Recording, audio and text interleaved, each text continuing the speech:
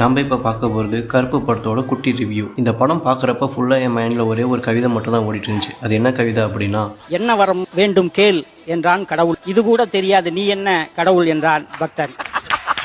நான் படம்னு ஒன்று பார்த்தா முதல்ல அதில் உள்ள கதையை தான் பார்ப்பேன், ரெண்டாவது அதில் உள்ள லாஜிக் இருக்கான்னு பார்ப்பேன் அப்படின்னு நினச்சிங்கன்னா இந்த படம் உங்களுக்கானது இல்லை.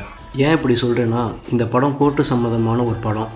அதில் ஃபஸ்ட்டு லாஜிக்கராக எனக்கு என்ன தோணுச்சு அப்படின்னா, கோர்ட்டுக்குள்ளே இப்படி ஒரு கோவில் இருக்குமா அப்படின்னு. அது மட்டும் இல்லாமல் இத்தனை நாளாக வராத கருப்பன் இந்த கேஸுக்காக வராரு. அப்பா கேரக்டர் போய் கருப்பன் தள்ள மிளகா சட்னி தேய்க்கிறதுக்கு முன்னாடியே அதில் யாரோ மிளகா சட்னி தேய்ச்சிருப்பாங்க.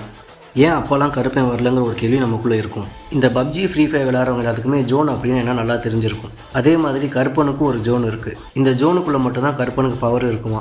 இதை படத்தில் ஒரு மாதிரி ஃபன்னாக கொண்டு போக ட்ரை பண்ணியிருந்தாலும் எனக்கு பர்டிகுலராக அதில் பெருசாக சாட்டிஸ்ஃபேக்ஷன் இல்லை. உங்களுக்கு எப்படின்னு கமெண்ட்டில் சொல்லுங்கள். அப்புறம் கருப்பு ஃபஸ்ட் டைமாக கோர்ட்டில் கேஸ் வாதாட வரப்போ இன்னும் 4 வக்கீல் அதே கேஸுக்காக ஆஜராவாங்க.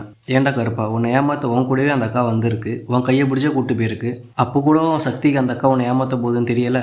அடுத்த சீனே பார்த்தா அந்த 4 வக்கீல்கிட்ட நம்ம டேடி சைன் பண்ணி கொடுத்த கேஸ் பேப்பரை கிழிச்சு போடுறதுக்காக கருப்பன் போவோம். அப்போ பார்த்தீங்கன்னா ரூமுக்குள்ளே எல்லாத்தையும் கருப்பன் ஃப்ரீஸ் ஆகிடுவோம். ஆனால் ரூமுக்கு வெளியே நம்ம ஆர்ஜேபி வேடிக்கை பார்த்துட்டு சாமிக்கிட்ட வந்து சத்தியம் வாங்கிடுவார். அந்த சத்தியம் தான் படத்தோட ட்விஸ்ட்டே.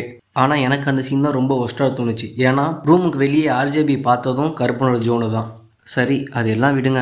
வந்த பிரச்சனையை முடித்தோமா போனோமான்னு இல்லாமல் நம்ம கருப்பேன் இங்கேருந்து லியோ பார்க்கில் நம்ம பார்த்திபன் காஃபி ஷாப்புக்கு போய் சாண்டி மாஸ்டர் சாக்லேட் காஃபி கேட்பார் பார்த்தீங்களா, அந்த பிரச்சனையே இல்லாமல் முடிச்சு வைப்பார். அதெல்லாம் என்ன சொல்கிறதுனே தெரியல. ஏண்டா கருப்பா, அங்கே போய் அந்த பிரச்சனையை முடிக்கிறதுக்கு பதிலாக இங்கே நீ வந்த பிரச்சனையை முடிச்சிருந்தா படம் பார்த்த ஆடியன்ஸுக்கு எந்த பிரச்சனையும் இல்லாமல் இருந்திருக்கும்ல. அப்புறம் பார்த்தா இந்த படத்தில் கோர்ட்டையே சேஞ்ச் பண்ணுவாங்க. அந்த புது கோர்ட்டு போனால ஐமேக்ஸ் சிஸ்டம் யூஸ் பண்ணுவாங்க. அதெல்லாம் பார்க்க நல்லா இருந்தாலும் படத்துக்கு பெருசாக செட் ஆகலை அப்படிங்கிறது என்னோட கருத்து. அதுவும் அந்த கோர்ட்டை எப்படி மாற்றுவாங்க அப்படின்னா, கருப்பன் எல்லைக்குள்ளேயே போராட்டம் நடத்தி அதில் ஜெயிச்சு தான் மாற்றுவாங்க. இதில் ஒரு காமெடி என்னன்னா, கருப்பன்கிட்ட திருசா வரம் கேட்டதுனால தான் கருப்பன் அதை செய்ய அனுமதிச்சான்னு வச்சுக்கோங்க. ஆனால் அந்த புது கோர்ட்டு கருப்பன் எல்லைக்கு வெளியே தான் இருக்க போகுதுன்னு கருப்பனுக்கே தெரியாது. என்ன கொடுமை கருப்பா இதெல்லாம். நான் படத்துக்கு போகிறதுக்கு முன்னாடி ஆர்ஜேபி காரில் கண்ணீர் விட்ட வீடியோவும் படம் ரிலீஸ் ஆனதும் ஆர்ஜேபி எமோஷனலாக கத்துன வீடியோவும் பார்த்துட்டு சரி படத்தில் ஏதோ இருக்கும்னு போனேன். ஆனால் தியேட்டருக்கு போனதுக்கப்புறம் நாம் தான் கண்ணீர் விட்டு கதறணும், ஏன்டா இந்த படத்துக்கு வந்தோம் அப்படின்னு.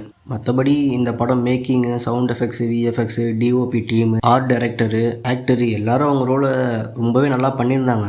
பட் இருந்தாலும் படம் லாஜிக்காகவே இல்லை அப்படிங்கிறது தான் என்னோடய வருத்தமும் ஆதங்கமும். இந்த வீடியோ உங்களுக்கு பிடிச்சிருந்துச்சுன்னா லைக் பண்ணுங்கள், பிடிக்கலாம் தயவு செஞ்சு டிஸ்லைக் பண்ணி உங்களோட விருப்பு வெறுப்புகளை தெரிவிச்சுட்டு போங்க. நன்றி.